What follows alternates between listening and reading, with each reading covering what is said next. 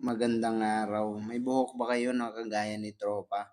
Straight tapos sobrang tigas. Alam kong nahihirapan kayo dahil ang mga gantong uri ng buhok dapat marunong at may alam yung gumagawa. So panoorin natin to saglit, malay natin may matutunan tayo. At makatulong ako sa inyo mga par. Let's go, ang ginagawa natin dyan ay low drop fade. Dahil medyo long face si tropa, kailangan natin mababa lang.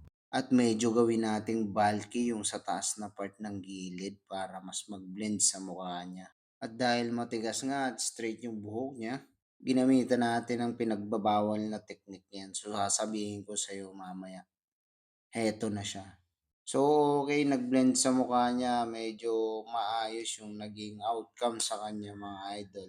Gumamit lang naman din tayo dyan ng tining scissor para lumapis. Yun lang. Hanggang sa muli nating pagkikita. Paalam.